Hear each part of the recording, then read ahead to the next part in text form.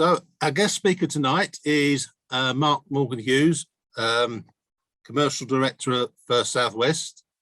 When we looked to invite Marc, it was sort of in the sort of springish time when all these interesting applications were appearing in the NMP, and we were wondering what all these adventures that were going to happen down in Cornwall, little knowing that COVID would sort of bubble up again and influence everything and a lot of other things.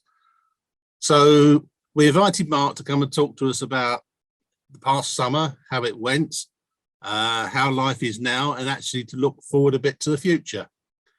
It sounded at the time when we arranged it, interesting talk, but given the circumstances of life now with BSIPs and everything else, it'd probably be quite fascinating to find out what your view on life is, Marc, from a first group perspective.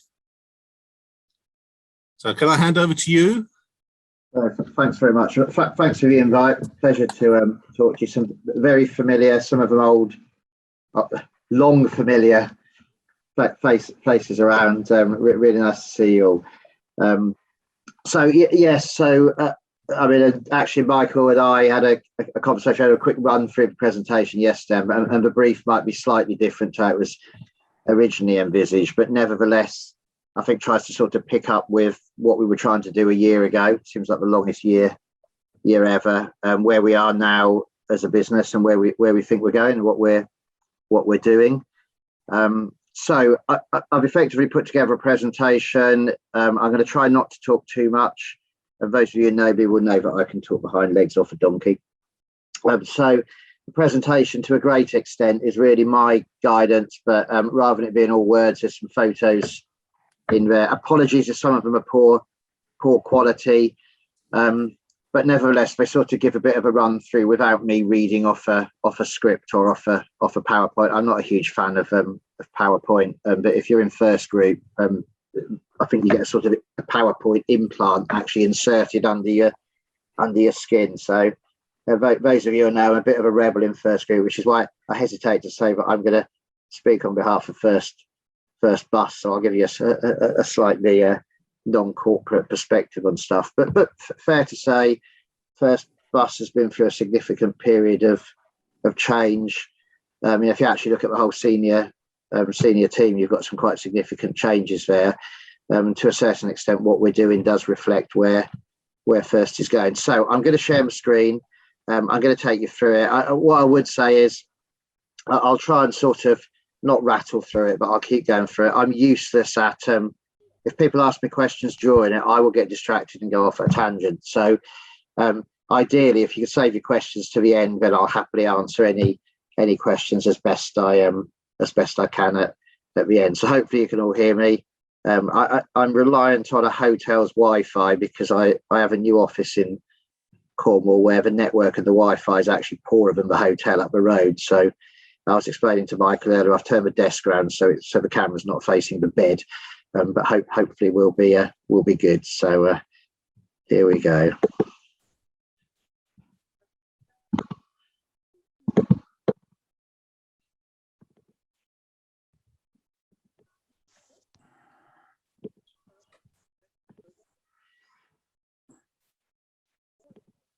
So just a real quick introduction about me. It's not a sales pitch, but for those of you sort of wonder where I've come from, I know some of the bits. So I'm commercial director at South West. I've been in the business for 7 years, actually came as a consultant. And in typical First fashion, I've been through about 17 reorganisations and been called something different each time. I have to remember what they are. I've given up on business cards because of that. But I joined First South West when it was effectively created by joining Devon and Cornwall together with what were then the Bridgewater and Taunton parts of First West of England. Subsequently, Plymouth drifted off to Stagecoach. We picked Yeovil back up, and indeed we're now back into Devon. So before that, I spent a couple of years doing consultancy. First, last of all, I've done quite a bit of work for Eden Community Transport. That's really interesting because that gave me a different perspective on community transport, which has worked well, and did quite a bit of work for Hackney Community Transport actually, but in Guernsey as well. I like islands, and and tourist areas. Worked on the London Olympics. I think for anybody who worked on the Olympics, that was another lesson in the difference between how tightly we run bus organisations and how we watch every penny and are really frugal with everything, and doing something where money is not the first call, but robustness is. So that was a really good lesson for me. Then before that, I was at Go South Coast as regional director there. I'd come there from Southern Vectors PLC, where I actually worked for the group before that. I spent some time with Peter Shelley at Soda Blue Line before that, and actually started my life proper in the bus industry at Southern Vectors before that, when it was still effectively owned by the buyout team from NBC. Before that, I actually didn't start in the bus industry. I worked in a number of different industries, but I was a full-time politician for a while. I was leader of the Isle of Wight Council. And I only say that because that's one of those things that sort of gives you that unique insight into how the public sector and local authorities work, which has proved really useful further on in that career, especially now in the days of BSIPs and enhanced partnerships. I'm a director of the Isle of Wight Steam Railway, and I'm a collector of classic bangers of all sorts. So that's a bit about me. First South West. I explained where it came from. Effectively on the street, Buses of Somerset, which was the first part that we rebranded. First part of First to First Bus to get branded differently. Not to everybody's flavour in First, I have to say. We probably spent about 3 or 4 years defending the decision to rebrand, but you'll know now that First very much about local brands for local operating companies. So we were the pioneers there and won through in the end. Cornwall is basically branded for local buses, Cornwall by Curdo. And then our Tronian business is what came out of our coach business in Cornwall, but is our coach and contracts business as well. Then on top of that, Adventures for Bus is effectively our portfolio of leisure brands across the Southwest. Somerset Passenger Solutions has changed since I first did the first draft of this presentation. So Somerset Passenger Solutions was a 50% joint venture between us and John Jones Pratt of Crossville to supply all the bus transport to the Hinkley C power station. I actually spent about 2 years of my life working on the scoping, tendering, and planning for that operation. It's a huge operation now, 130 buses on it. Within the last month, First has bought out the other shareholding. So Somerset Passenger Solutions is now a wholly owned subsidiary, technically of First South West, but it's actually formed now and run as a completely standalone operating company within First. So just in terms of sort of First and First South West is quite different to your sort of average operating company in First. So we've got a very significant contract base. The vast majority of First operating companies are, very high percentage of purely commercial local bus. We've got, like I say, a really big contract base that we've been growing as well. We're one of those parts, HDB of Hampshire, Dorset, Berkshire got the same, and a bit of Eastern Counties too, and a bit of Cumbria, but where there's a leisure market, a big leisure market for us, so particularly seasonally. We're one of the few bits like Aberdeen that kept a private hire operation through those sort of consolidation periods. So we run an awful lot of private hire and contracts. And we also run a very large rail replacement operation, principally serving Great Western, but also South Western. So our mix of business is actually quite different to most First operating companies. And that's just how those sort of brands work out. In effect, we took that decision early on. We've pretty much flowed it through. You won't find many vehicles in our fleet that are in First livery of any sort, and in fact those that are ones that are either about to leave us or have relatively recently joined us. We do have a business or presentation branding model in First South West, where fundamentally everything is either branded as a network. So Buses of Somerset principally sits as a network with some route brands in it, or or as individual brands. Cornwall tends to sit more as a set of individual brands, and a few more to add to that, and a couple of which you've got a couple of worldwide exclusives tonight where things have landed in my inbox in the last week, and I've saved them up for you.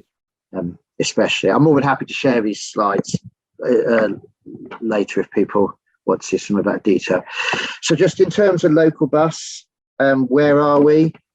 I think we've all got a concern, but return volumes are starting to flatten out at the moment.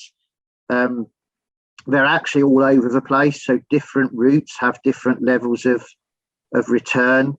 Some of the universities looking particularly depressed at the moment, where they're still into online learning. They've changed their patterns. Some leisure routes really quite high, but a real sort of mixed bag across it. But I think as an industry, our challenge now is how we get that next bump from sort of 75% on. I think we expected to be further ahead by this point in time, and I think that's a big challenge for bus industry at the moment. Interestingly, concessions actually seem particularly depressed at the moment, which is a challenge in itself. In the southwest, about 50% of our passengers are actually travelling on concessions, so that's been a particular concern for us. And I think the other thing I would say is, dealing with an expectation that perhaps we'll get back to 80 or 85% of passengers relatively quickly. If you're a big urban operator and you're operating on 5, 6, 7, 8, 10-minute headways, you can match that demand. So you've got options, to take every 5 minutes down to every 6 or whatever, and effectively take your resources out, in line with that demand. There's a real pressure on us where we are rural operators and operating relatively low frequency services. So on hourlies and even half hourlies, there's really very little option for us to effectively match our resources back to return in patronage. Personally, I think that's one of those challenges which the DfT is going to have to face as it gets to April. We've talked about Bus Recovery Grant 2, where actually rural areas are going to be under greater threat of services actually falling over than urban areas. So I think that's one of the things to watch out for. The downsides, as I said, Bus Recovery Grant, we've been under CBS-SGR. CBS-SGR effectively took us back to break even on local bus. BRG doesn't take us back to there, so we do have issues in the short term across the industry about that. And I think we've got some long-term questions. What will BRG2 look like? If you assume it'll be the same, if you sort of take where CBS-SGR went from to BRG1 and then on to BRG2, it ain't going to get better, it's going to get worse, if you know what I mean. So we really need to, we've got some concerns about how from April potentially BRG2 lands, and whether that allows us to close the gap, certainly in those rural areas. And the other one, you're just starting to get some heads up now on concessions, where actually it seems that local authorities and the DfT may well be working towards reducing concession payments based on usage. Just doesn't really help us. Fundamentally, less revenue from concessions equals more requirement for subsidy in the long term. And so I think there's a real question over, as time goes on, perhaps building some more tailored models for recovery. I think the other thing that we sometimes forget, though, is that local councils are under huge budgetary pressure of their own. We were talking with Cornwall last week. They've got to find like £25 million worth of savings just as a result of the changes in their marketplace for COVID, whether that's parking, leisure services is a particular one. So there isn't any huge pot of money there, and I think we are going to see, the irony will be that we'll have bus service improvement plans looking to improve bus usage, but at the same time we've got councils really looking to find ways of saving money. Having said that, there are clearly some upsides. So for us in Cornwall, we had really strong underlying growth pre-COVID on the commercial network. We'd like to get that back. That may be part of filling the gap. We just don't know at the minute, but that nevertheless was an upside. Ironically, in Somerset, we had declining patronage numbers, but Cornwall rising patronage numbers. In Cornwall, the low fares pilot finally due to start beginning of April, likely to start off with a significant cut in all fare levels. That should drive patronage, shouldn't it? So in the medium term, that should be a positive for Cornwall. Of course, the question is, what stopped people travelling? And it wasn't price, was it, when COVID hit? So we've still got some work to do there around understanding how we get people back on. And Cornwall, a long way through developing, really strong partnership. Cornwall are well into the theory of BSIPs and enhanced partnership already. So I think that's we're in a good place to hit the ground running on some of those schemes. Somerset's got some opportunities to consolidate the network. So we've got some opportunities there.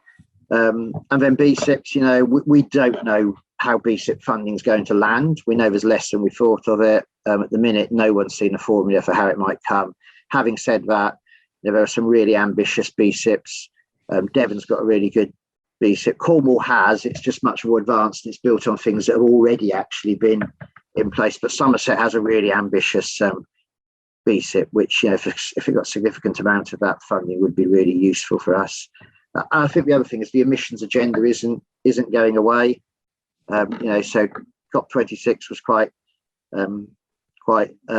very mainstream public declaration, wasn't it, about emissions, or effectively emissions. And I think we now understand that clean air and emissions are the driver in terms of sustainability and environmental improvement. So there's a real opportunity there, isn't as a bus, as an industry, as a sector, where we need to just make sure we take advantage of that. Cutting bus service provision is really not something that's going to play out well against that background. So nevertheless, we've been through 20 months of pandemic, is it now? And sometimes we sort of forget what we've delivered through it, and we set out at the bit. So it's fair to say that because we'd lost some tenders in Cornwall, we're already going through a process of trying to effectively work out where our business needed to go and sort of redirecting parts of it. And so we went into the pandemic, despite all the downsides of pandemic, with a sort of business renewal strategy, which has actually served us really well. We were quite clear going into the pandemic that those who stood still and waited to see what was going to happen, really weren't going to be in a good place coming out of this. So we've actually worked really hard through pandemic to make sure that we've used every bit of bandwidth and opportunity we've got to reposition the business. And even for me, writing all this down is quite good to actually see what we've achieved over that period. So you can see there, three big, well, I say big, one's really big, but incremental tender wins on contracts. Contracts are really important to us. Cornwall College was an early one, a big one. We actually won the contract and then didn't operate it for 6 months. So that was an interesting one. Bridgewater as well, school contracts. Interesting though, we're still bidding on school and college contracts, and we're starting to pick up quite a few emergency ones. I think if people think that big operators have got a problem with recruitment, and I'll talk a bit about that in a minute, because we don't really have a long-term problem. Small operators got a huge problem. So if you're a small operator operating school contracts at the moment and you lose staff, the chances of replacing those staff really quite soon, and we are starting to pick up short-term contracts that have been handed back, particularly in Cornwall at the moment. And again, just really keen. We try never to say no anyway if someone wants to give us work, but at the moment really trying to find ways that we can make sure that we capitalise on every bit of work that's available, even within some of those constraints around staffing. So we've also we came to an arrangement with King Harry Coaches, who operate Vintage Wedding and other hire in Cornwall. So we've subsumed their operations into our business in a partnership with them. We spent a lot of time working on Treronian and the fleet, particularly for rail replacement and private hire. I think I would say that it was quite clear that there were a number of coach operators across our patch where, frankly, they sort of checked the emails once a week and didn't necessarily always answer the phone. And through the whole pandemic, we were on the end of email and phone all the time, and whenever anybody wanted anything, whether it was local authority or the NHS or the police or anybody else, we've always tried to respond to those requests. That stood us well. So we've got some new clients out of that where we've been able to meet their demands over that period of time, built some really good relationships. Adventures by Bus is a whole portfolio. We'll talk about it in a minute, but one which we sort of doubled down on despite the pandemic to make sure that we were really positioning ourselves in the leisure market. And then things like Taunton Park and Ride, we retained that during the sort of back end of lockdowns, but as a gross cost contract instead of a net cost contract, so again, just those sort of incremental things for us. So then just in terms of brand, we keep Mr. Stenning in business, as you can imagine. I mean, it's fair to say I have a very long-standing professional relationship with Best Impressions. I'm definitely a Best Impressions groupie, as some people would call me, but we're really working through some branding strategies with Best Impressions. We haven't stopped those through lockdown. We've tried to make sure we come out of lockdowns and indeed out of where we are now in pandemic as strong as we can, and we use that downtime. And so within our network in Cornwall, Coast to Coast is our new Falmouth, Truro, and then on to Newquay. We've joined up the routes. That's been really important to us. So yeah, new brand there. Roll that out is Coast to Coast. Those vehicles are due to be revinyled. They're actually painted already, but they're due to be revinyled in the next few months. Here is a world exclusive. No one has seen this one. This is the U2, which is our Falmouth to Redruth route. So it sits alongside our Tinner brand, which is a really sort of iconic brand in Cornwall. So Copper is the second of those brands, with some further versions of to come out later on. So our first Copper is actually away at the moment, being repainted, ready for a launch in about two and a half weeks time. And then our uni offer over the top, where we effectively run some shuttles, is unique. That's our U3. We've painted those 4, and I think we've managed to vinyl 1 so far, and we're just trying to catch up with the rest of them. But also we've opened our new, one of our big projects was Summer Court Depot. We've invested and carried on investing a significant amount of money in our infrastructure in Cornwall. It's fair to say we had a dated infrastructure which had to expand when Western Greyhound left the market, and we've carried on investing to try and really sort of bring it up to scratch. Summer Court's a great depot now. We've finished a whole programme there. Our next target is Truro Depot, but that's our new commercial office. We've put a whole suite of offices in there, brought the whole commercial team together for the Southwest, and we have a very nice selection of 6 or 7 of those Western National network maps from the 60s on the walls. So again, understanding where we've come from as well as where we're going. So here is another world exclusive, hot off the press, half vinyled training vehicle. So I was just going to use that as a sort of point to talk about in terms of recruitment, training, and retention of staff. I think people often ask me what recruitment's like and whether we're struggling or whether we have been.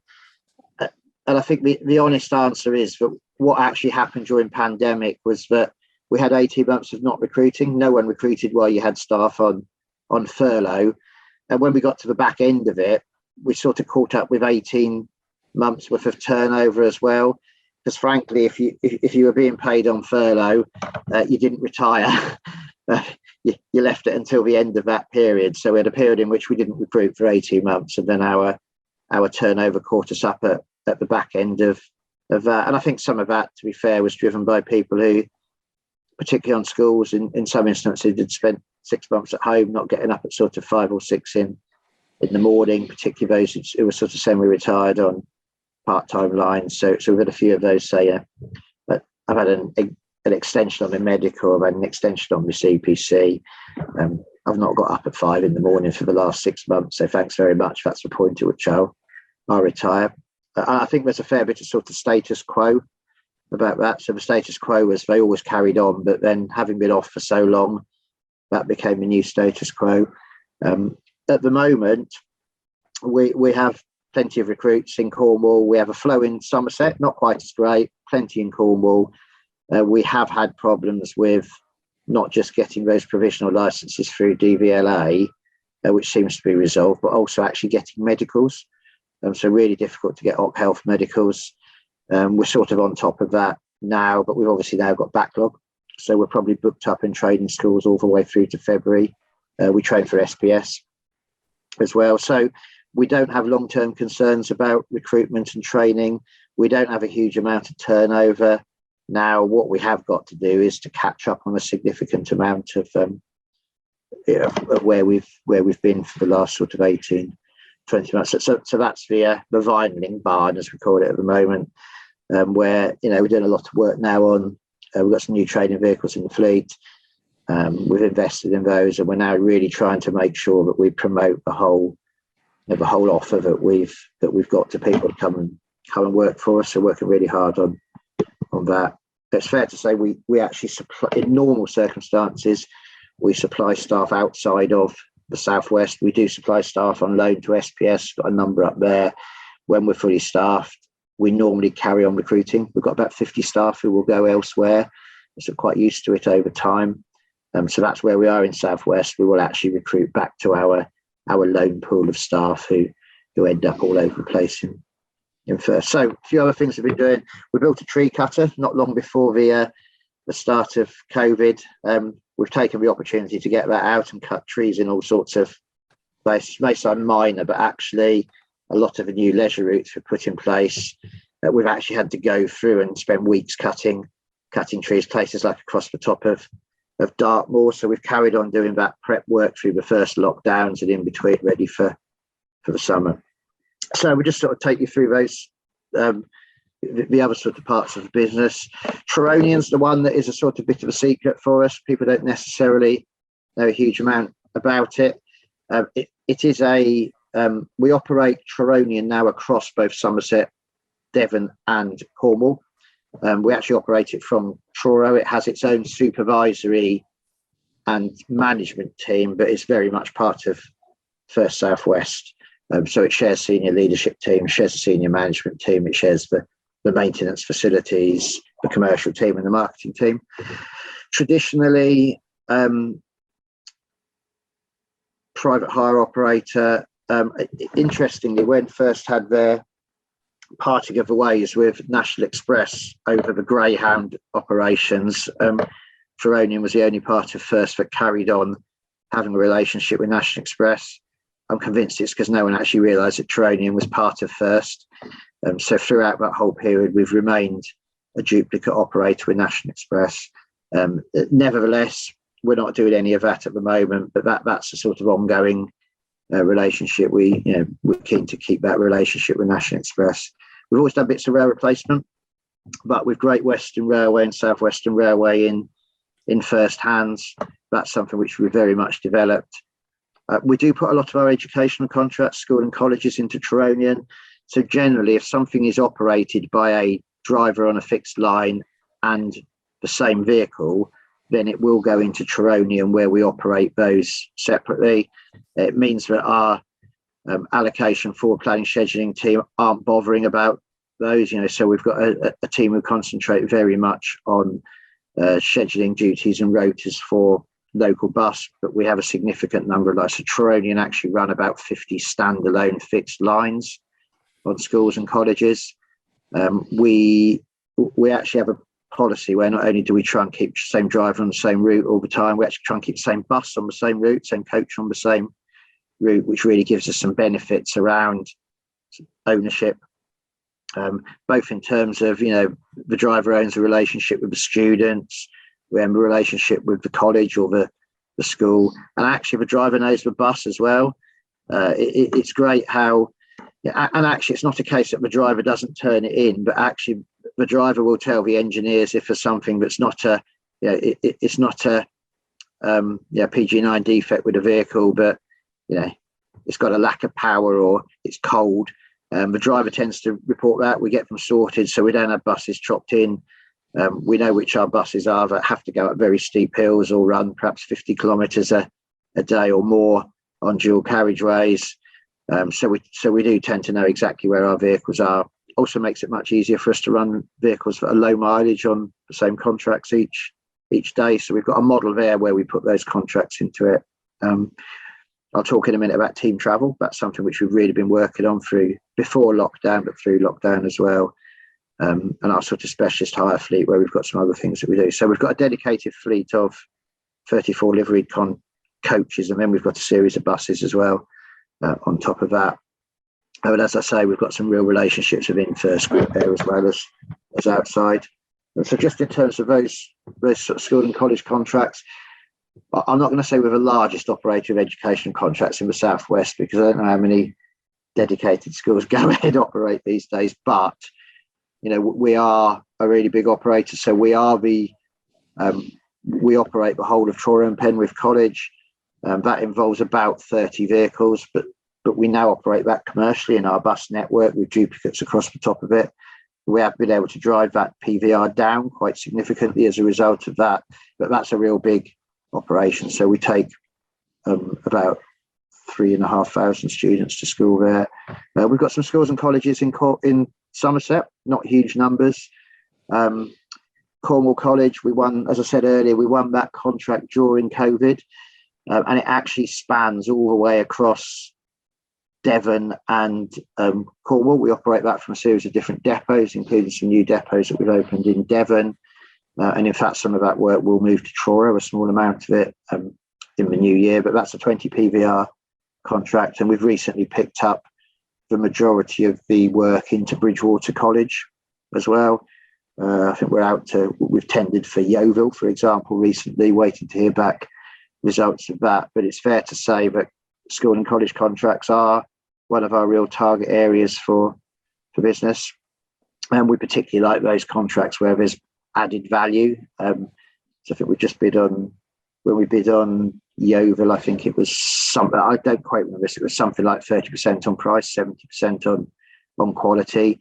And we've got a really strong model for bidding on those.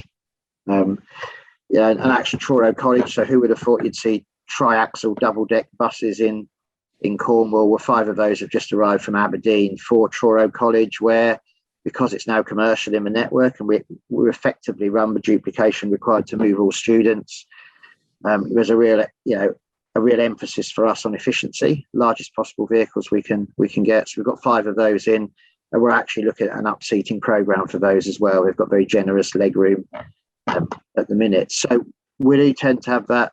We have a very eclectic fleet. It's nowhere near as diverse as it used to be. It used to be everybody's rubbish and everything we could get hold of. The fleet's improved vastly. We've got a lot of types out, but we have got quite an interesting fleet of vehicles which are really geared around all of those contracts we operate and whatever we need for them.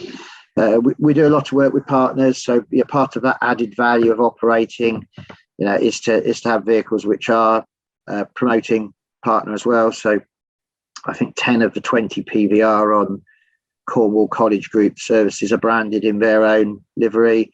We like to keep the front bit green for when we use those on other service. So that's that one. Then private hire, we set out about 2 years ago. Trelawney had been really big in private hire business in Cornwall, one of the best known. And that had all sort of dissipated over first ownership. We set out to make ourselves effective. So we want to be one of the 3 best known private hire operators in Cornwall to build our business. I think, no disrespect to, there's some great operators out there. Hopley's, we know Hopley's well, we work with them, Roslin as well. But I think it's probably fair to say that we have exceeded our expectations, and we are probably the best known coach operator in Cornwall. Our brand is probably the strongest. Again, we've really tried to make sure that we're flexible and we meet all the needs in the marketplace. So we do have 2 of these triaxle. These are really big, long ones. Triaxle 77-seat executive coaches, which we actually lease these days. So we tend not to buy coaches. We tend to lease coaches. That's because I can never make a prediction on what engine emission standard will be required in a year's time, never mind sort of 10, 12 years time of the life of a coach and where PSVAR is. So we're quite flexible with leasing vehicles. We actually use Base up in Lancashire, really good partners of ours at Ensign. So we've got 2 of those in fleet. Significant level of bookings for those. And then in rail, we've recently taken in 5 Levantes, again on lease. Actually really good ones. I think probably all of us hesitate before we ever touch a Levante, and you hear sort of horror stories about them. Our view is very much it depends who's operated them. For National Express, these ones were from Whippet. They've come through Base, but really good vehicles, really popular. We use those on rail replacement. We also use them on cruise work as well, actually. So really decent fleet. We can also push that fleet much further than Cornwall. So we actually undertake work for GWR across pretty much the whole GWR network. Those vehicles are really good for that. We send them out, never have a problem with them. So they're good for operating away from Base. I said earlier, another of those niches for us is team corporate travel. We've always carried the Cornish Pirates, and in fact the picture on the right is their previous team coach. Really strong relationship with them. The Truro Football Club are now in the same ownership. So the 2 Irizars there, one's the Cornish Pirates team coach, one is the Truro City team coach. But we carry not every, but virtually every team in Cornwall now. But those coaches have actually been in the previous versions that were a couple of Turismos. Probably our biggest selling point and our biggest sort of brand building point. And and we do joke in the coaching office, but whereas people used to phone us up and ask us for the price first for anything, but we do get a lot of phone calls now that simply start with, is one of those team coaches available on? That's really built our brand. And the regular drivers of them are very well photographed. So they generally say if they're put into Exeter services, they literally have a line of people taking photos of them. So really good for us from a PR and business point of view. And the one on the right that was the Cornish Pirates team coach is actually now fitted out as a 40-seat full team coach, tables at every seat. And we are, we've got a real strong amount of work for those. It's an area we're really interested in, so we're going to try and push that further up country as we go. The 2 Irizars are actually quite interesting because we actually have 49 seats in them plus tables because they're really long coaches. So we're able to use them on normal 49-seat hire work and cruise work during the week as well. And then, at the other end of the scale, we've been refurbishing PSVAR coaches for about 18 months now. We've just finished a program of that. We recognised really early on where rail replacement was going. There's some derogations there, aren't there, within the bus industry, and I do keep reminding John Birch at CPT, who's a good friend of mine, but actually I'm not too keen on him, trying to persuade the DFT that PSVAR should be kicked down the road for rail replacement. We've invested in a fleet of rail replacement coaches. We planned that early on for PSVAR. We've done a lot of refurbishment work on them. We have now got the biggest fleet of PSVAR coaches in the southwest. But as I say, really invested in those over the last 18 months to make sure that the offer is really high quality in them. We even built a new office. Actually, I said built a new office, but part of our sort of growing up exercise at Truronian was to say we needed the proper office to run it from, one where we can get customers in. We've got a little almost a sort of showroom outside. The depot cat lives in there as well, Millie. I'd have had to give in on that one. But again, that's part of our really raising our game there. We achieved Coach Mark not long before COVID. That's been really, really good. And when we come out of where we are now, we'll be looking to join the Guild of British Coach Operators and really drive up those standards for us. I always think that's a really important thing. If we set our own standards, we're always at risk of sort of watering them down as we go along. So we have been trying to effectively sign ourselves up to other people's standards so that we have to reach them and maintain them. Coach Mark's been really good for us. Really sort of focused our minds on some of the things that we needed to do. We've backed with back through another Coach Mark audit as well, and for a National Express audit relatively recently. So that's really good for us in terms of pitching the Traronian business where we want it to. We can supply anything. We can supply a 67-seat auto-san school bus. We can provide 70-seat school buses, double deckers, whatever. But whatever standard it is of vehicle and quality we're providing, the actual quality that goes out of the way in which we deal with the job, the experience we give to the customer, the fact that it might be a 70-seat school coach makes no difference. We want to be winning repeat business and have satisfied customers.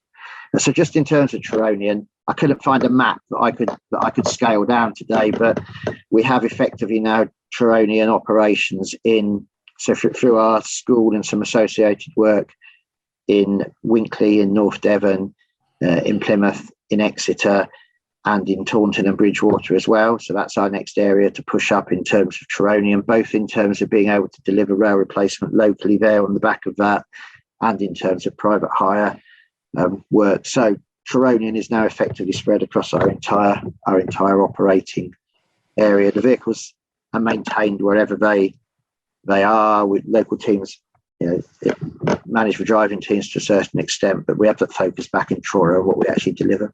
But I mentioned earlier about King Harry coaches. I think we now have the two oldest coaches or the two oldest vehicles on First's national fleet.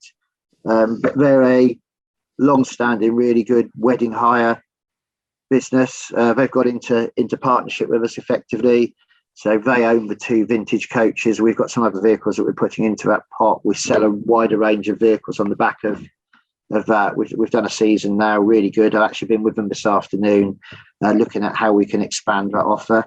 What's really interesting for us is our target, and we're pretty confident we'll get there, is that for every one of the hires of those vehicles, and we're marketing those in different ways than they carry on marketing them, we get another vehicle hire from our main fleet or our open top fleet or whatever it is. So that's another one of those sort of opportunities of giving us a USP where we're the first people in the door if someone wants something special, but also being able to then onwardly sell, whether it's a team coach, an open topper, a double decker, or whatever else it is. That one's actually due off to be painted shortly. We've got our new brand, which is Traronian Classic, which is green and cream, but will effectively take us on into a new sort of area for marketing all of these with them. And in fact, here is an absolute worldwide exclusive that pinged up at about 6 o'clock on my WhatsApp this afternoon. Our 1993 Leyland Olympian was getting a bit tired and sorry for itself. It spent a fair few months down at Quality Conversions in Botley. It's been, I won't say titivated because that's an underestimate. So we've done an awful lot of work on presentation inside. We've repaired some floor. We've effectively retrimmed all the seats downstairs. We've put some new seats in it upstairs out of some Claxton Presidents. Repainted it. So that will be gaining its graphics soon. That is the first vehicle going into our Traronian Classic brand. It's actually, if you look close, it's missing its windscreen at the minute because it's literally been taken apart, put back together. But we do see that high value market as being really important to us in Cornwall and across the southwest. So that's an area again where we really want to grow ourselves. So Adventures by Bus, which might be the bit that some of you are really, really interested in. We've always run coasters. I say always run, sort of about the last 4 years. We've been really trying to up our game. When I arrived in Cornwall, we ran open top buses that were painted in Barbie livery, and all the advert space on it was sold to Truro and Penwith College for the summer. So it really didn't market or say what it actually did. So we took a decision relatively early on to convert some newer vehicles to open top. That's actually one of them. But from then on, we've worked through a process of understanding how important the leisure market is to us. I suppose to a certain extent, my view is that we won't return to 100% patronage in the local bus market. We need to drive some new customers, but we also have a real opportunity to tap into the leisure market. If you look at where towns and high streets are going, they're going to become much more leisure destinations rather than retail destinations. I think we've known that's coming, but I would say the market sort of accelerated probably by about 10 10 years. So for us, recognising the importance of the leisure market to us in giving us both new products, but putting people onto existing routes, really important. But also, the yield we receive from fares in the leisure market is much, much greater, and to a certain extent, they're easier to please customers in that market. So Adventures by Bus was very much a creation of ours, probably about 18 months ago. It's effectively owned, for want of a better word, by First South West, but created in a sort of tripartite partnership between ourselves, Best Impressions, and Flash Forward Consulting, which is Alex Warner's customer experience consultancy, and that still sits there. So we still effectively have a sort of oversight board, which is made up of all three of us, and that's because we know that we can't deliver leisure services as we would a normal local bus service, and to keep challenging ourselves to make sure that we are really focused on how leisure services need to be delivered from a point of view of satisfying a leisure customer. So we've been doing an awful lot of work around driver training. We've been doing a lot of insight work into customers, lots of work around branding and around secondary sales, how we sell to people. We're nowhere near the end of that journey, but we're gradually working our way through it. So just in terms of what sits in that portfolio, and that's how we really see it, as a sort of overarching portfolio of leisure products. We haven't stuck anything in there that happens to go past a stately home or down a seafront. We have a criteria of our own that says this really is a product which we can, even if it does some local bus as well, or meets the demand of the local bus market, we can sell it to someone as a pure leisure product. So we've got some open tops in there. We've got some sightseeing bits and pieces. They're not necessarily all open top, and we've got that sort of days out market there as well. But the sort of typically, they're high yield, which is really important to us. If you look at some of those open top ones that we're running, our average passenger load on those doesn't need to be high at all. The customer experience is a real focus for us. We've got to deliver a different set of expectations for the customer. Marketing needs to be different for us as well. And there are some real digital opportunities in terms of how we sell that product, how we sell, if we've got someone onto a Land's End coaster, how we can market the other 8, 9, 10 products to them as well, how we sell them and on-sell them and upsell them as a portfolio. We're into that, but we're not a long way into it. We've got some real opportunities there to grow our patronage. And there are some UK-wide opportunities there as well. We're discussing with some other first operating companies how we can potentially bring some of their leisure services into Adventures as well, and really give us and indeed some non-first companies, and actually create a nationwide brand of leisure products. I always compare it a bit to city sightseeing. I've run city sightseeing franchises in the past, and that sort of power of having a UK offer where it's always a good quality offer, it's always very leisure orientated, and where effectively you can upsell from one to the other and cross market them, is where we're effectively heading with Adventures by Bus. So I was just going to very quickly take you through what those products are, and this is where there might be some dodgy photos of leaflets and things. So Land's End Coaster it's always been our sort of the first one that we ever did. We've used it as the experiment for it, and we're still experimenting with additional things on Land's End Coaster. So this coming year, it's likely to get on-street sales. We're likely to take an open-top bus, which we will effectively use as a ticket-selling bus in a couple of different places with people selling that. We've got some other bits and pieces we're doing with Land's End. So that's always sort of been at the forefront because we've run it so long, we've branded for a while. It's been the one where we're a couple of seasons further on. Although it is getting, in terms of success, we actually have one that's more successful than that this year. But again, some of our challenges there, leaving people behind. From a customer experience point of view in the leisure market, somebody's gone online, they've booked it, they've turned up. We can't afford to leave them behind. So we've got some challenges there around how we provide some of that duplication. Fortunately, we understand which journeys it tends to be. But great for our problem on Land's End to be around leaving people behind rather than not having enough people on it. We have a medium-term plan to reinvest in the fleet there, put a new set of vehicles into that. And again, reliability of vehicles is something that we really want to improve on across the patch. But Land's End's one of those ones that's a real sort of test for us in really delivering that absolute robust product to customers. Usual leaflet is not great, sorry. Again, best impressions do a huge amount of work for us. Each of our adventures has a supporting leaflet website. We've got a separate website for adventures by bus. You can buy the tickets online, and that's something which we're going to develop over the next year or two. We want an app so that when you're actually on it, so Land's End is one of those ones. It's far too long for commentary. It's about 3.5 hours long from when you get on to when you get off if you've gone round. But we think there's probably something in app where you don't want to commentary all the way around, but you probably want to be pinged as you're going around and told what's on your left or what the attraction is, and you might come back to it the second day. So we've got a bit of work around app to do. A couple of things we have moved on. So only yesterday, that's the new waiting room at Land's End. So probably our most windswept bus stop in the network, with a bench. Again, we're really keen to increase, to really improve that whole experience.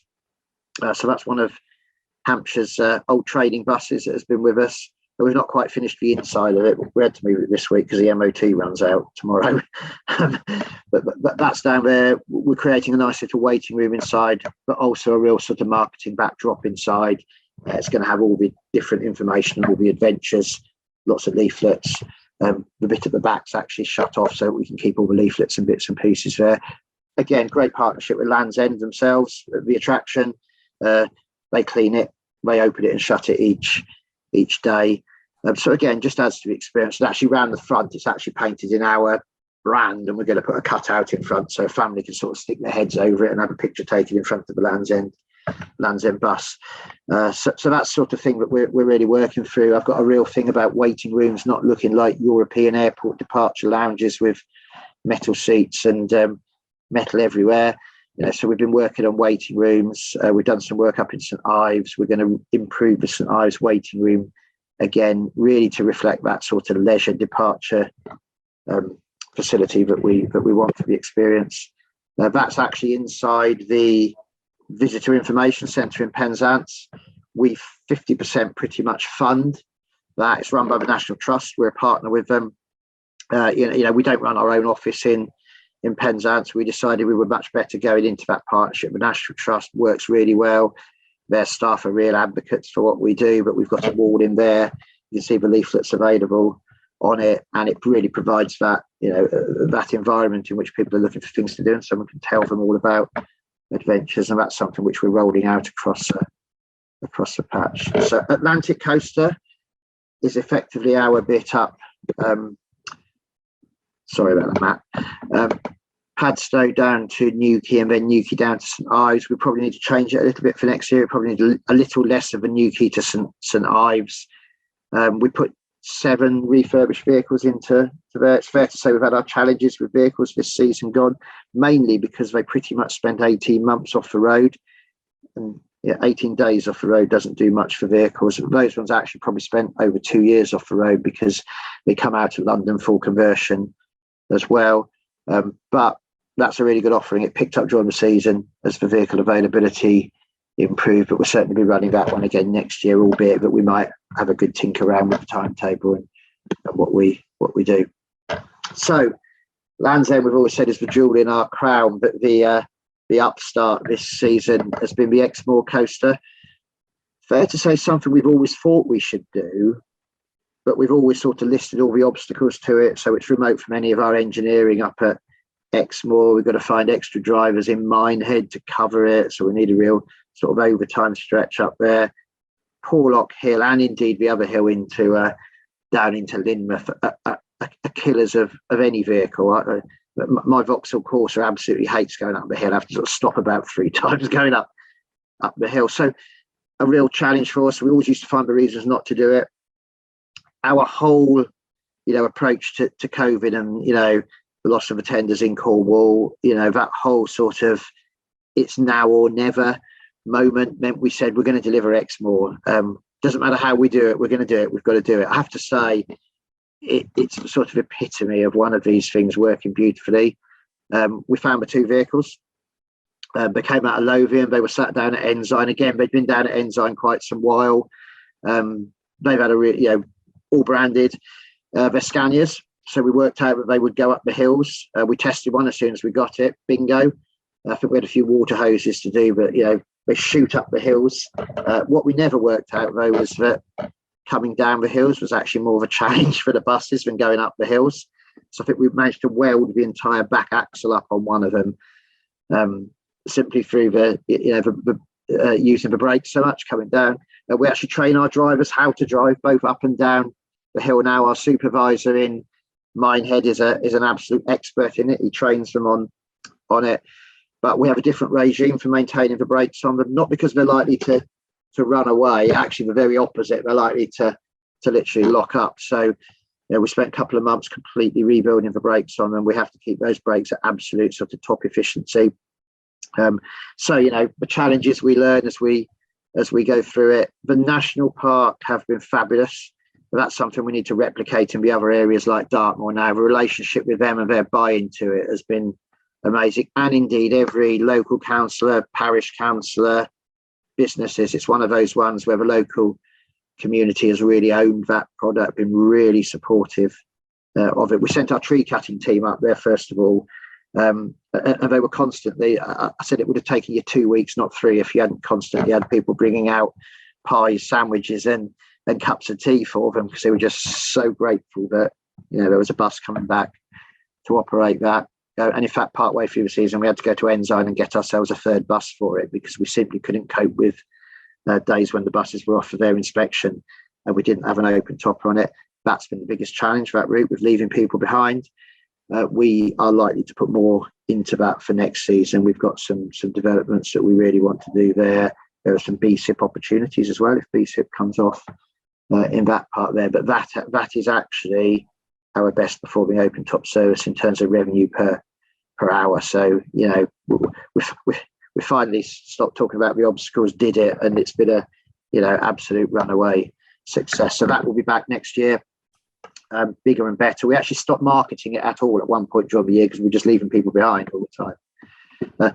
Lizard, that's one where it's fair to say that the vehicles had sat around for an awful long time. We didn't get them into fleet there, partly because of COVID. We've also had a real issue with vehicle parts. So real backlog at Cummins for working on engines, in bus rebuilds on engines and supplying.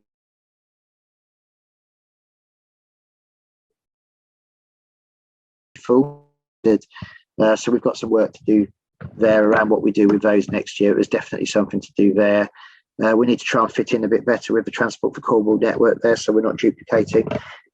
But Lizard is very much a sort of 5-route interconnecting network at Helston.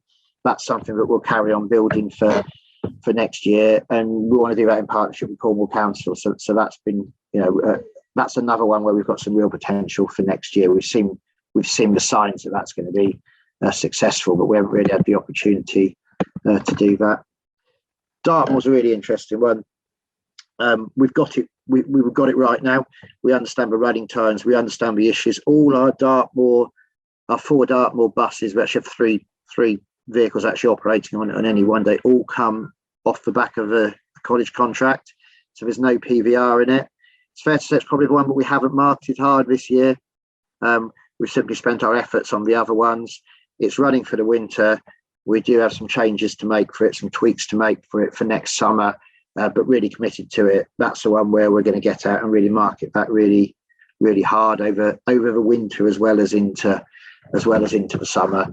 And again, looking through Devon's BSIP, some real opportunities to develop that in the BSIP as well. Falmouth, successful in Falmouth. We put that back in it.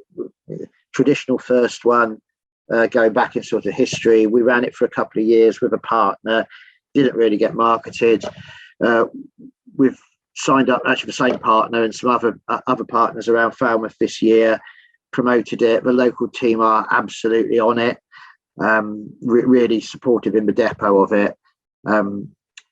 We reached an agreement with Cornwall on what was accepting concessions only late in the day. Falmouth now accepts concessions, so that's going to be a really good one for summer.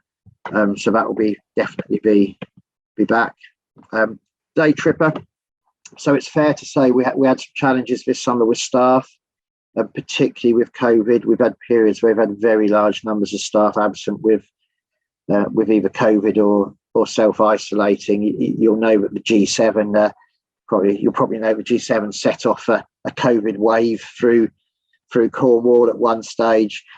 Day tripper is actually one of the ones that we took the decision relatively quickly to actually withdraw it pretty much for the season, because we just wanted that certainty of what was running and what wasn't. And it was one of those things where it wasn't carrying school children or commuters. And allied to that, the Eden project, where they all go through the Eden project, hasn't been fully open this summer, so it's only been accepting a limited number of pre-booked visitors. So we've not really been able to give that a proper go this summer.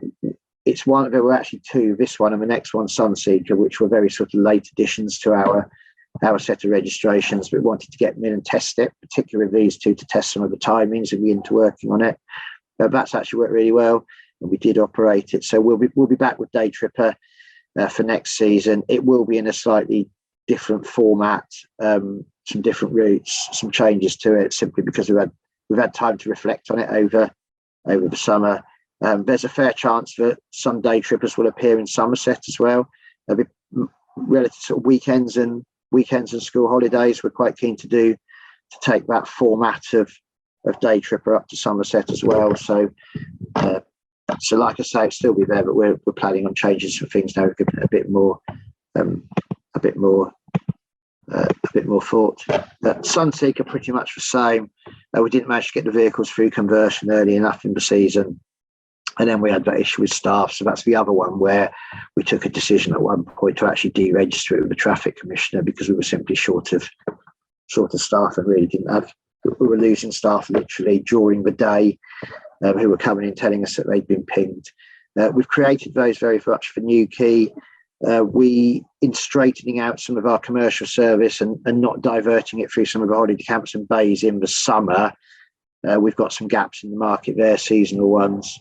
So Sunseeker is partly to fill that gap. We run a lot of open tops anyway, so it's an attempt to offer something a bit different. So they've been to quality conversions in Botley. The back section is now cut out at the side of them. We've got waterproof seating in them. So that'll be a big push next year. There's likely to be a couple of double decks into Sunseeker livery as well. We acquired a couple of elderly Tridents that had started life at Brighton and Hove and had been with Eastbourne recently, but in really good condition. They're likely to drop into the Sunseeker brand as well. So certainly said Sunseeker we see as being a bit of a generic brand, where if we've got either short-term opportunities or contract opportunities to operate, that sort of thing, and we do get requests for that. Sunseeker is something where we don't have to go and invent a new brand. We've actually got a sort of relatively low-cost, generic, touristy open-top brand, which we can drop into places for periods of the summer. So they will be out before too long. Awful picture there, I'm afraid. Discover Exeter. Exeter, actually, we spent quite a lot of time on Exeter. Exeter, on a college day, the driver sits between a college. Although it's PVR, we've got two of those. They both failed engine-wise before we ever put them into service. So I think one managed one day. They've been at the back of the queue for Cummins engines. I think we've got one nearly completed. In fact, it might be down there, actually. If anyone's been to Exeter, they'll know better than me. I haven't been through Exeter this week. But those two in there, they've got commentary systems on them. We haven't really pushed Exeter at all this summer because we didn't have the vehicles in with the commentary systems or in the brand. We've got tour operators interested in that tour. We've tweaked the service, so we've got it down so that it very much sits between colleges for the winter.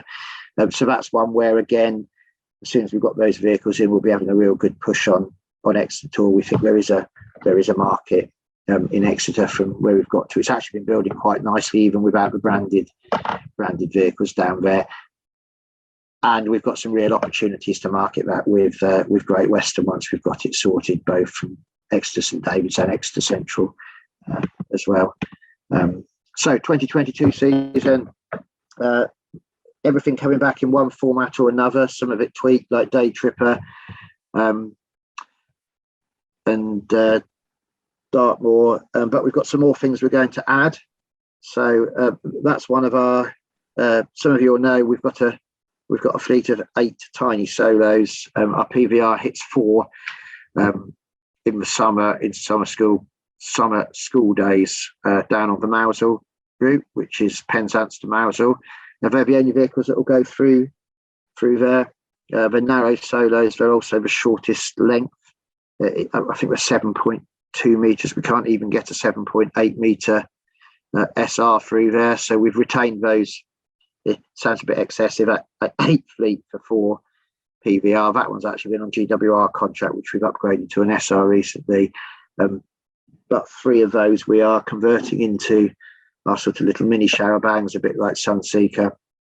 And actually that one, I saw that one last week. We've done a lot of work to the inside of it as well to refresh it, taking sides out. That's probably going to go through paint shop in the next couple of weeks. So we are effectively launching Mousehole as an adventure next year. We'll be doing some other work alongside it to support it and make sure that it is as much of an experience rather than just a bus journey. And again, another worldwide exclusive is our new brand for Mousehole.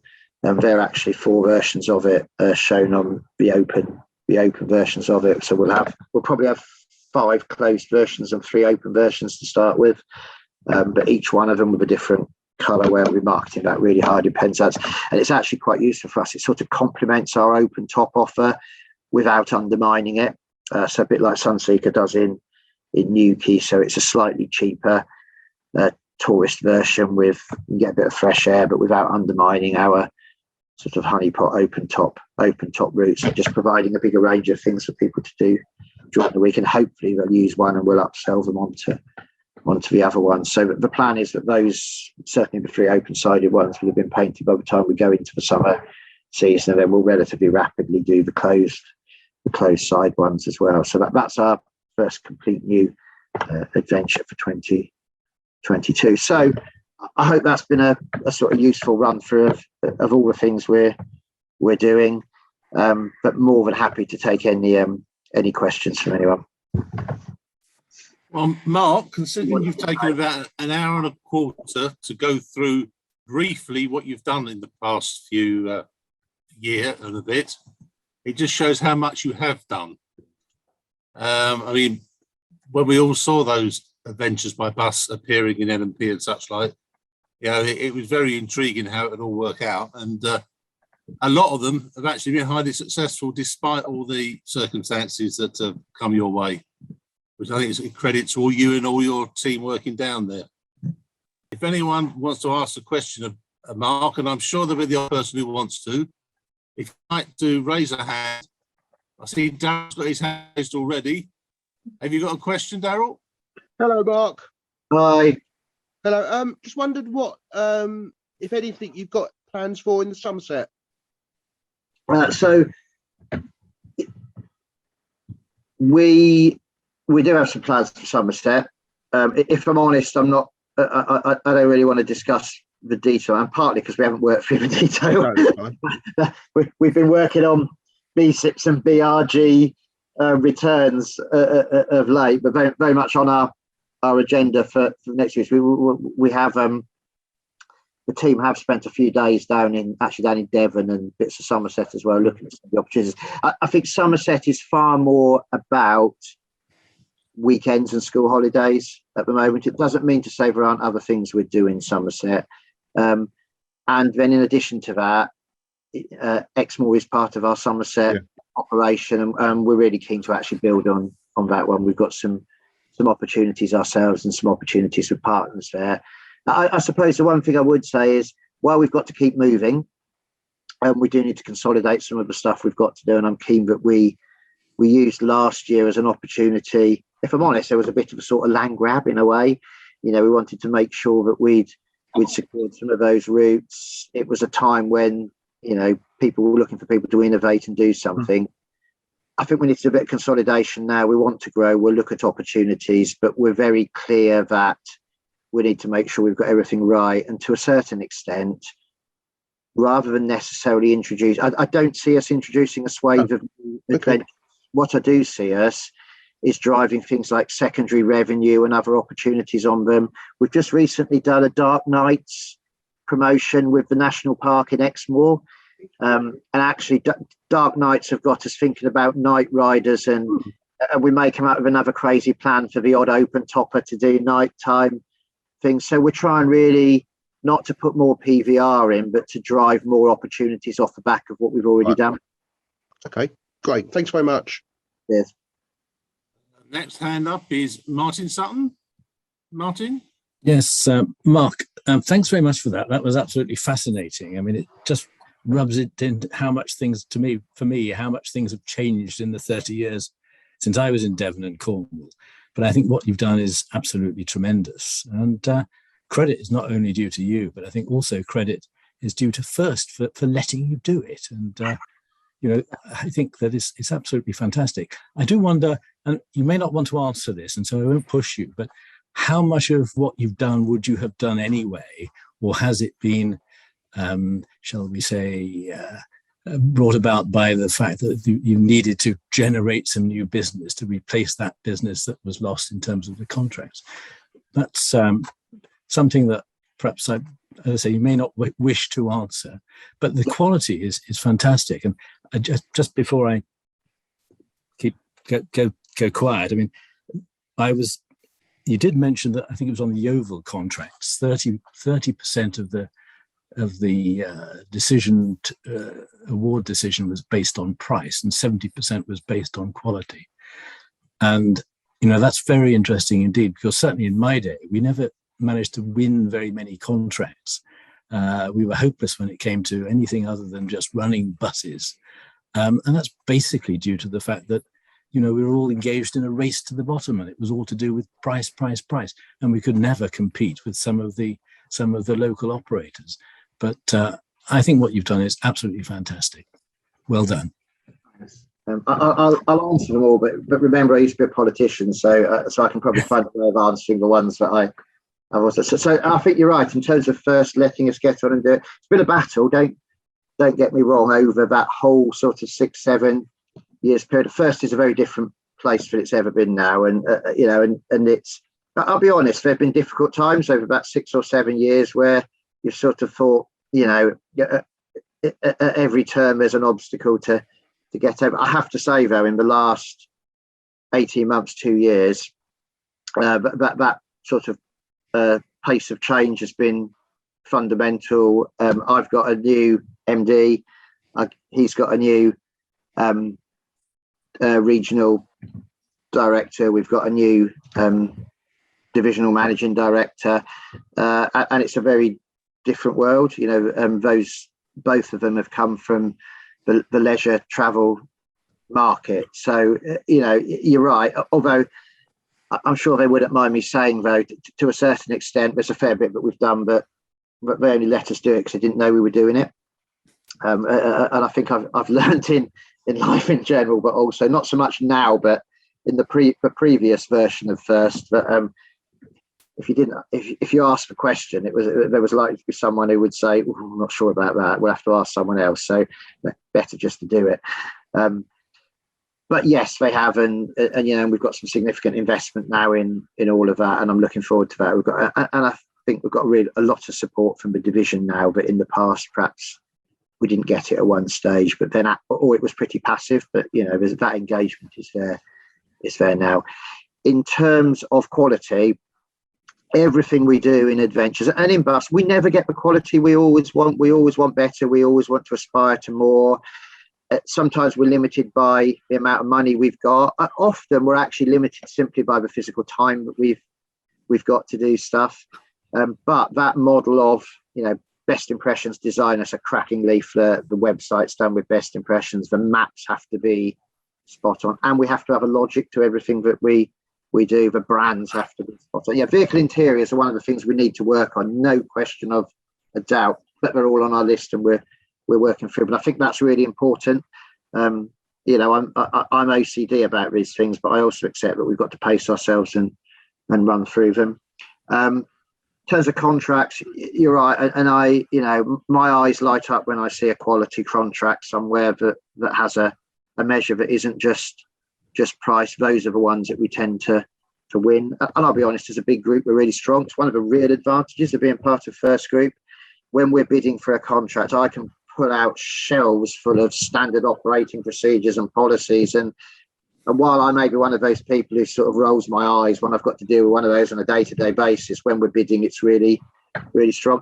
It's also fair to say that we're left to bid on our own now. So, those bids are done by us. Of course, we tell our bosses what we're doing and what we might need in terms of CapEx and things, but we are trusted in the local businesses, which is really, really important.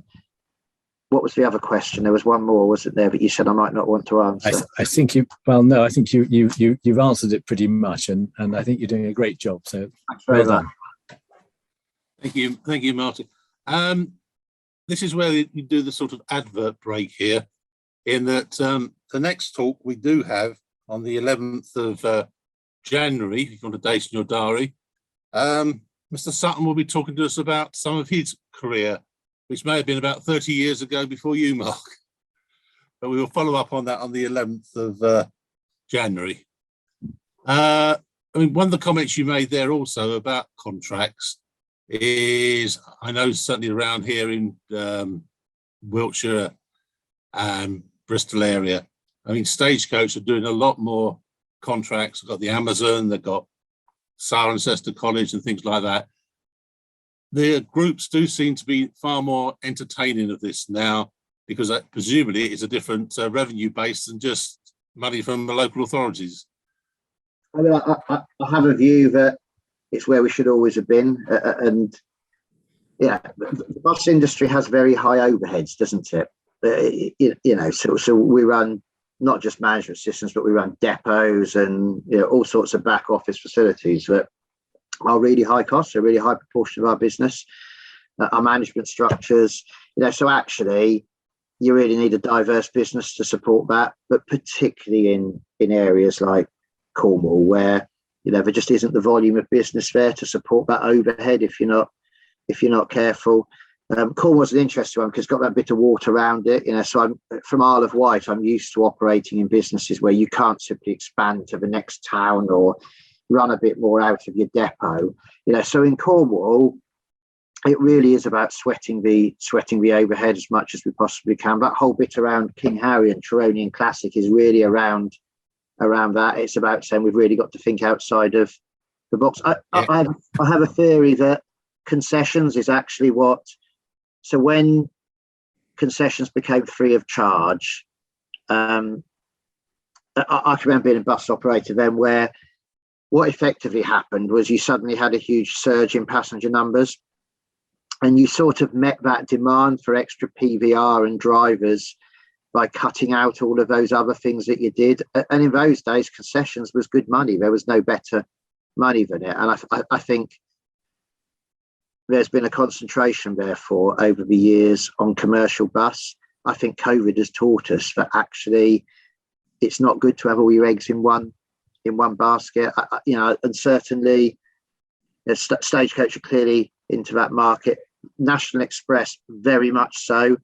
That new operation of theirs that combines Luckett's, Kings Ferry, Woods, is clearly a contract business. It's a high quality one. I think if National Express and Stagecoach do join together, what a fabulous infrastructure across the whole UK with a business model. To be fair, at first, we've been pursuing that model for some while. We've got First Travel Solutions, which again is another of those things that sort of sits under the radar.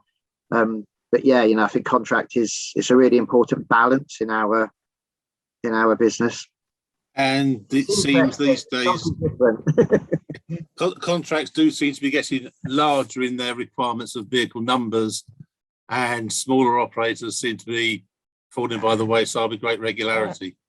I think there's a bit about technology as well. So I don't want to give away all our secrets when we tender at a quality contract, but we offer some things that you can only offer in scale. We offer some tech that we've got that smaller operators haven't got. And frankly, we offer some, very standard operating procedures and that robustness. And I think there is something that says the market's going that way. It's really interesting that wherever you go, the market is different. In Cornwall, prices on school contracts have been really low. I don't think they'll stay there because I just don't think they can afford the drivers over time. In other areas, contract prices are quite high, aren't they? It'll be interesting to see, I think, over the next sort of 5 years, how contract prices pay out, particularly with the pressure on them on recruitment for school contracts and private hire drivers. Coming back to the hands up, Richard Delahoy. Hi, Mark. Thanks very much for an excellent and very, very stimulating talk. You explained, and I've experienced how CBSSG was actually fantastic for the industry because it underwrote all the operating losses. But as you've said, bus recovery grant is now a much smaller amount of money. But it also ties operators into this minimum of 90% of their pre-COVID mileage, and some quite draconian conditions if you want to drop below that.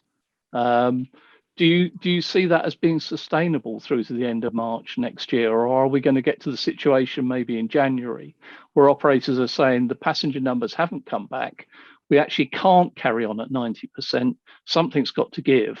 But I can see the whole thing falling apart. I just wonder what your views are. Yeah, but I think in general,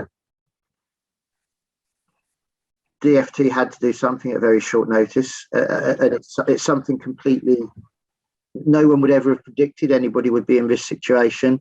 So I get that DfT have, to a certain extent, found some very blunt measures which they can use very quickly to get money out. I think I mentioned in the presentation that I think there's a real challenge for rural operators with relatively low frequencies where you can't match the frequency to reduce demand. I'd like to think that the DfT will start to recognise where the pressure points are in the industry and geographically over time. To be fair, I just don't think they've had the opportunity, the time to do that. So it'd be very interesting when you compare London to places like Somerset. With time to adjust in London, frequencies will come down, won't they? PVR will come down. But in Somerset there is no. I run stuff that's generally but sort of 30 minutes hourly and 90 minutes where there's no opportunity for that. So I think my gut instinct is that in time, any funding measures will be much more tailored to where it's needed rather than across the board. CBSSGR, it was great while it lasted, but of course it restricted us from making profit. And I think the bus industry has to get back to a point where, or not just bus industry, but I think the whole sector, including local authorities and DfT, where we do recognise the fact that everything should be led by passenger. Not everything should be led by passenger demand, but in the deregulated environment, we know what that split is between tendered social service. But our market is quite rightly driven by demand, and so it does re-expose that demand, and it shows where it is, where it's not back. I don't think that's a bad starting point. In terms of April, of course, cleverly, we're back into the 70-day registration process. Yeah. By the time you get to the end of January, you've got to last to April, haven't you? Yes. It is a really difficult one, and there's no question about it. We are really watching our costs hugely now between now and the end of March. We've got to survive through that period. BRG2 did not deliver us as much as we thought it would deliver us. We didn't know that up until the day the checks started arriving, if you know what I mean. I think the difficulty for us all, though, is, and again, we don't know what BSIPs are going to deliver us.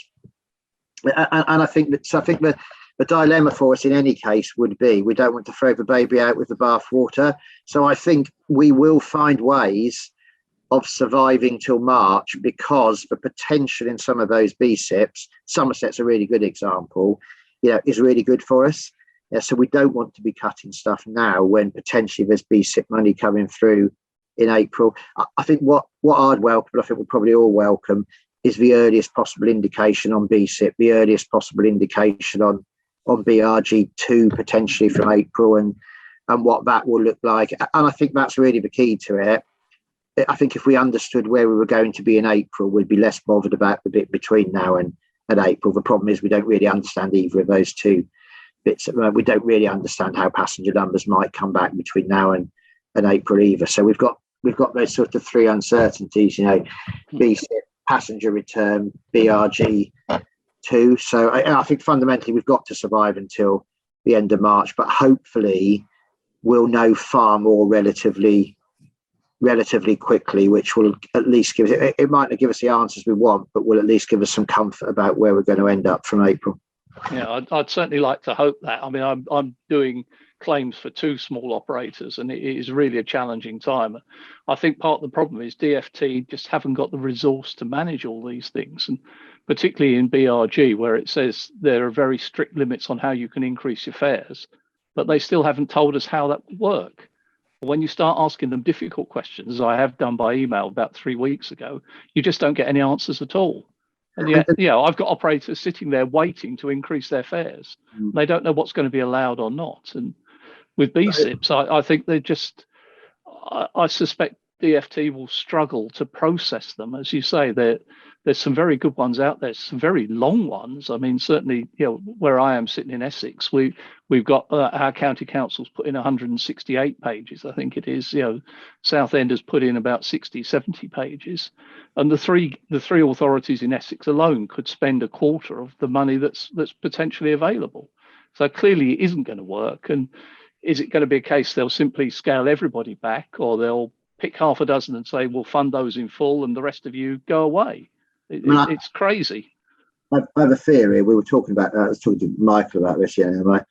My gut instinct, and it's nothing else. And my sort of hope is that I suspect 50% of the money will get allocated across the board to all local authorities, and the other 50 will be based on things that they like. But you're right. And you've got to say, haven't you?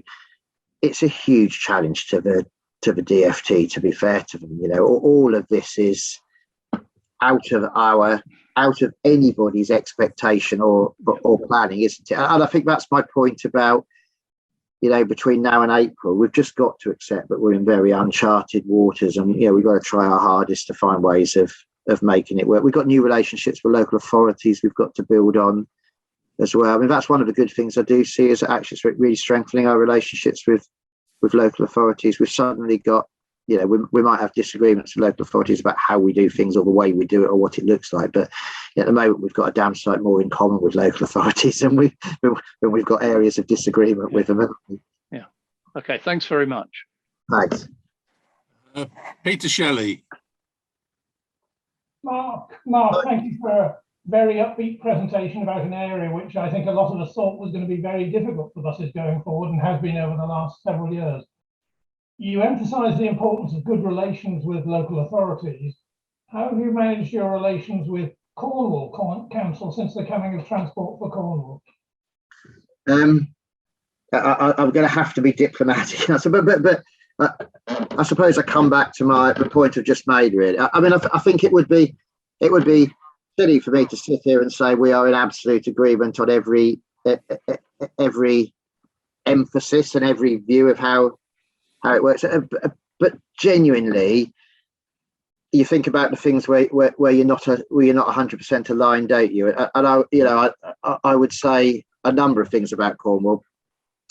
First of all, they've done a fabulous job in bringing in DfT money pre-COVID, when there wasn't any money guaranteed to them. And they brought in, real significant amounts of both capital and revenue money. The £23 million, which we've delayed spending it obviously because of COVID, but for the low fares pilot, that's a one-off that Cornwall have got.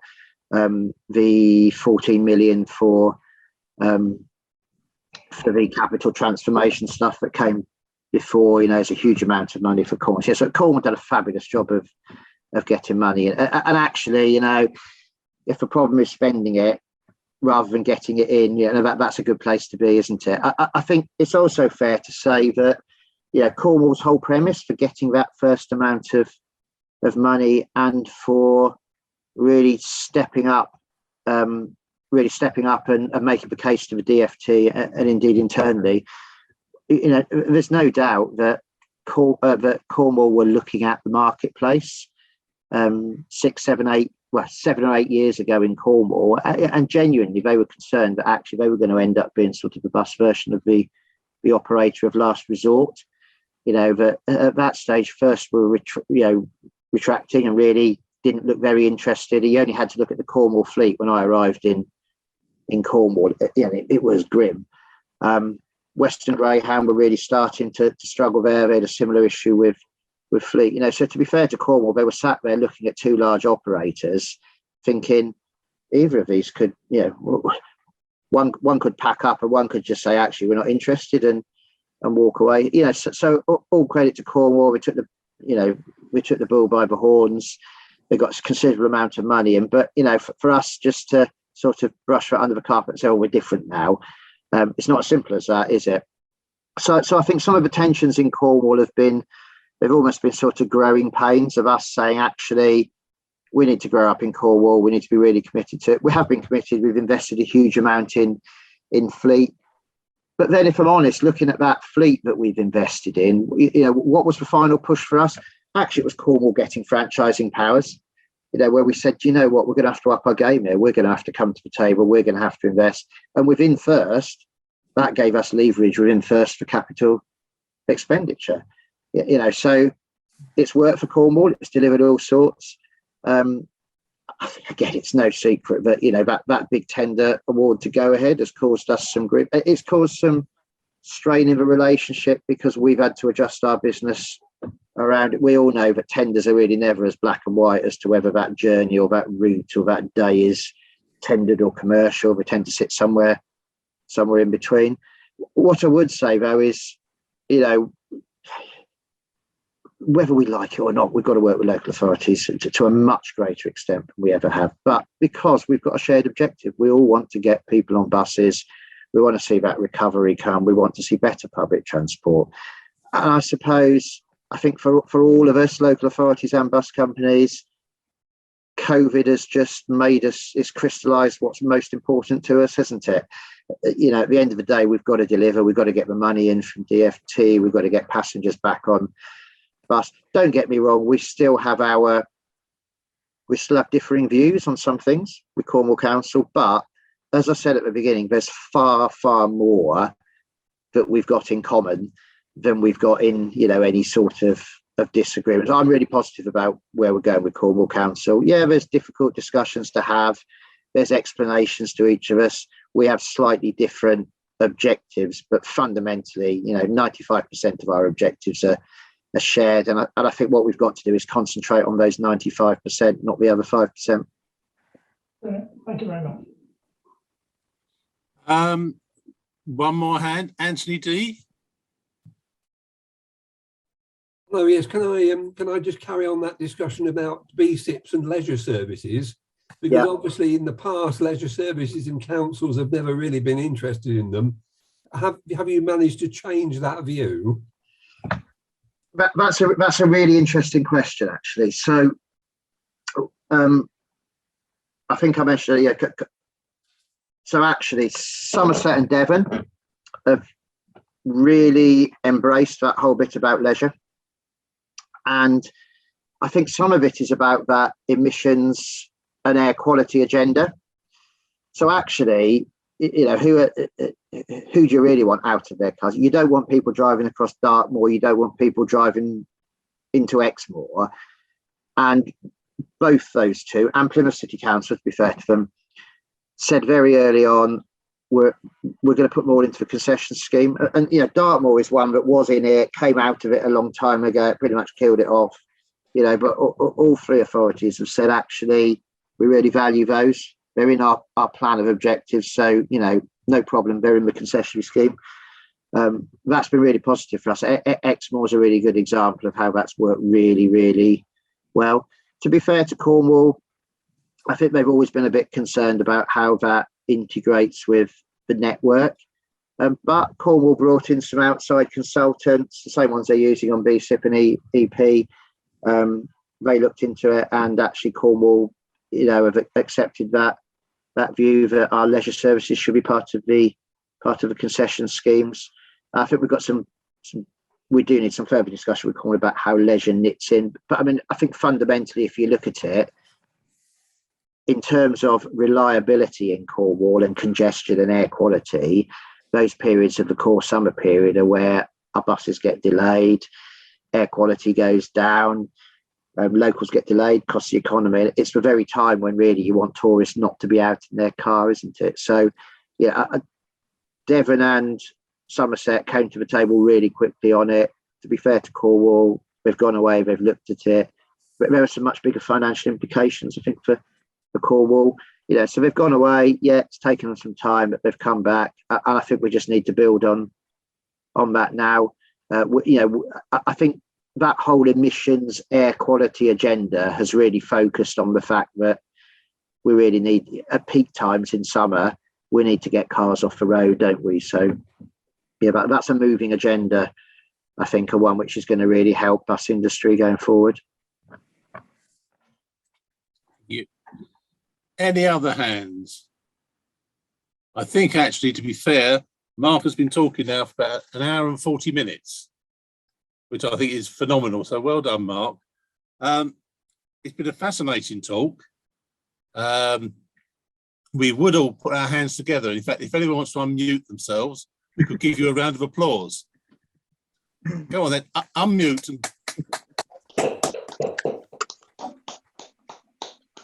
It's been an absolute pleasure, and I genuinely mean that. There's no end to how long I can talk for, so don't worry about me talking for an hour and 40 minutes. But genuinely, it's been absolute pleasure. I think it's been quite an interesting insight, and despite the politician in you, you've hardly dodged any of the questions. I try not to, genuinely. Well, thank you very much. We can let you go back down to the bar now for your lunch. Thank you very much. Take care. Yeah, All the best. Thank you, everybody. And